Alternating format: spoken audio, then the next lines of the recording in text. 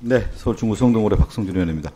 차관님, 제가 쭉 얘기를 들어보니까 손효숙 대표에 대해서는 누군지 정확하게 파악이 안 된 거죠? 교육부 차원에서는요. 네, 뭐 저희가 직접적으로 정책자문위원으로서 활동한 것 이외에는 네. 직접 내용이 없어서 아직까지는 정확하게 파악을 안 하고 있고, 만약에 지금 저희가 사실관계를 조사하고 있는 중입니다. 서울교대를 중심으로 한 협력기관으로 참여했을 때 참여하는 과정에서 아까 위원장님께서 지적하셨던 그러한 적정하지 않은 서류를 제출했던 사항들 이런 것들을 통해서 확인이 되면 그 부분들을 추가 조사를 계획을 하고 있습니다. 우리 차관님은 이렇게 왜 손효숙 대표가 언론도 그렇고 오늘 교육위원회에서 손효숙 대표에 대한 얘기를 왜 이렇게 많이 거론한다고 보세요? 네, 저희 교육적 영역에서는 예. 우리가 지금까지 지켜온 교육이 편향되지 않도록 교육하겠다는 사회적 합의이면서 그렇죠. 교육적 예. 가치를 훼손하려는 우려가 있기 때문에 그렇고, 그거는 용납할 수 없는 일입니다. 그러니까 이제 극우 이념을 교육하는 장본인이 된 거죠. 손효숙 대표가. 그러니까 우리나라의 교육적 가치, 민주주의 가치라든가 네. 한국 역사의 정통성을 가르치는 것이 아니고 극우 이념적 성향을 가지고 이념적 자태에 의한 어린아이들 교육을 하고자 하는 그런 의도가 있었던 거 아니냐. 그 중심 인물이 손효숙 대표다. 이렇게 좀 보고 있는 거 아니겠습니까? 손효숙 대표가 정치적 영향력은 대단했던 거 아니에요? 왜 그러냐면 우리가 보면 이력을 보면 교육정책자문위원으로 들어가기에는 어려운 이력을 좀 갖고 있는 것 같고, 교육 전문가도 아니고, 또 행사하는 것들 보면은 서울시도 대대적으로 지원을 했던 것 같고, 또 전인 국민의힘 대통령 후보였던 김문수 후보와의 관련성도 상당히 좀 드러나고 있는 것 같고요. 지금 보면은 정치적 인맥도 상당한 것 같습니다. 그것은 왜 영향이 커졌을까요? 그건 바로 극우 이념을 통한 자신들의 진영을 확보할 수 있는 터전을 만들었기 때문에 손효숙 대표가 정치적 영향력을 가질 수 있었던 것이죠. 그런데 저는 오늘 교육위원회에서 리박스쿨과 관련된 현안질을 했을 경우에는 저는 차관님이 이미 알고 있어야 되는 거죠. 손효숙 대표가 어떤 사람이고 어떤 관계고 어떻게 됐는지에 대해서 오히려 저희들에게 브리핑을 해주는 것이 마땅하다. 그리고 오늘 진선미 의원도 그 얘기를 했잖아요. 아니, 손효숙 대표가 관련된 늘봄학교에 강사 자격증을 하는데 그 딸입니까? 딸이 그 대표로 있었다는 거 아니에요? 한국늘봄연합회 했다라고 하는 것은 자신들만의 리그전을 펼치고 있었던 거고, 그것은 누가 보호를 해줬냐? 정치적 뒷배가 있었던 것이죠. 그 정치적 뒷배가 있는 건데 그 뒷배가 왜 작용을 했을까? 그것은 리박스쿨이 우리가 이름도 참 생소한데 여론 댓글 조작을 하는 전위부대 역할을 했기 때문에 그런 거예요. 자선군이라고 하는. 자유손가락 군대 들어보셨어요? 우리 네, 차관님? 말은 들어봤습니다. 저는 이 자유손가락 군대라고 하는 표현을 보고 이게 어떤 의미인가 봤더니, 저 차관님도 역사에 대해서 관심 많고 우리나라 교육에 대해서 관심 많을 텐데, 이게 전체적으로 보면 이 전체주의 교육에 관련된 사람들의 생각과 비슷해요. 이 전체주의라는 게 뭐냐면 갈라치기 이데올로기가 존재하죠. 항상 그래서 이데올로기를 강조합니다. 전체주의라고 하는 것은. 그리고 또 하나가 뭐냐면 이 이데올로기를 강화하기 위한 국가 동원 체제를 형성해요.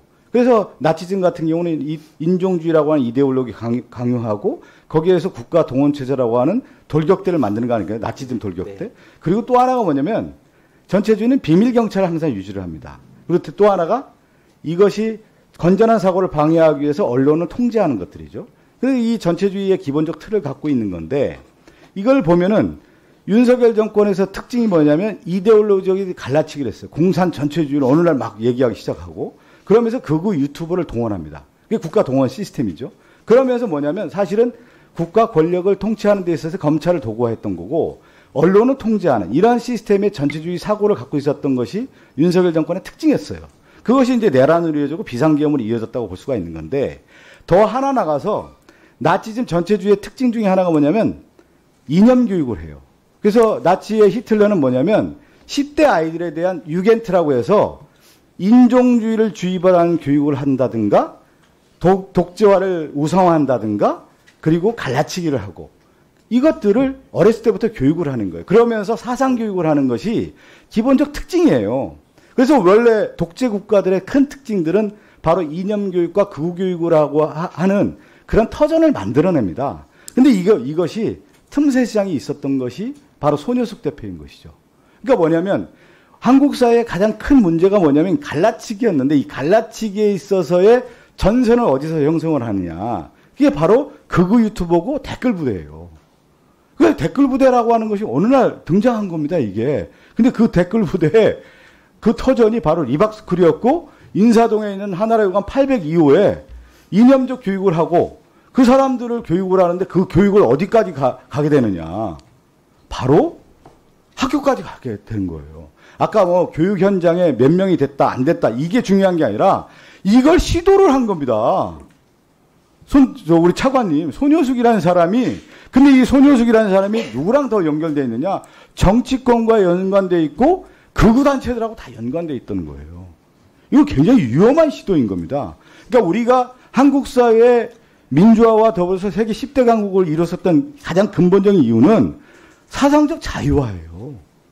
사상을 자유화하고 건전한 토론을 하게 하고 그거에 대해서 하나의 이념적 잣대를 제공하지 않는 건전한 교육을 했기 때문에 여기까지 온 건데 이 손효숙이라는 대표는 그러한 역작용을 이용한 갈라치기 교육하고 극우 이념을 교육하고 여론 조작을 하고 이런 전위부대를 만들었던 대표적인 사람입니다. 그런데 이거를 오늘 보니까 교육부 차관께서 전혀 이 사람에 대한 내용에 대한 검토가 별로 없었다라고 하는 것은 큰 문제인 것이죠. 저는 이게 이제 수사가 분명히 들어가는 거 아니겠어요? 그러니까 그 부분은 예. 수사가 진행되고 있기 때문에 저희는 우리 그 넓음과 연계되어 있는 영역에 있어서 지금 제기되는 문제를 중심으로 보고를 드리고 그러니까 있습니다. 제가 말씀드리는 게 늘봄의 영역이 10명이냐 20명이냐 1명이냐가 중요한 게 아니고 이것을 시도하고자 하는 것이 이미 늘봄 교육이라고 하는 하나의 터전을 가지고 시도를 해서 강사 교육을 했던 거예요. 그래서 이건 뭐냐면 극우 이념 교육의 한 전체주의 교육의 토대가 된 겁니다. 이거는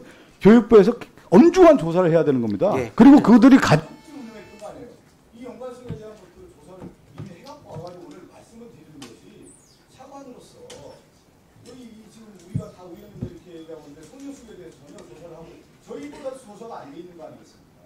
그 문제를 지적을 안 합니다. 네. 그 손효숙에 관련된 부분, 교육과 연관된 부분, 교재와 왜 체결됐고 왜 이런 것들이 다 됐는지, 교육정치 장기론이 됐는지 여기를 얘기해야 되는 거예요. 그건 누가 인가를 해주냐? 교육부가 인가해 줄 거 아니겠습니까? 우리 자료를 제출해요. 그 말씀을 드립니다. 네. 굉장히 엄중한 사건이에요. 이거. 네. 네. 히틀러의 유겐트랑 비슷한 겁니다. 네, 박상규 의원님 수고하셨습니다. 다음은 문정부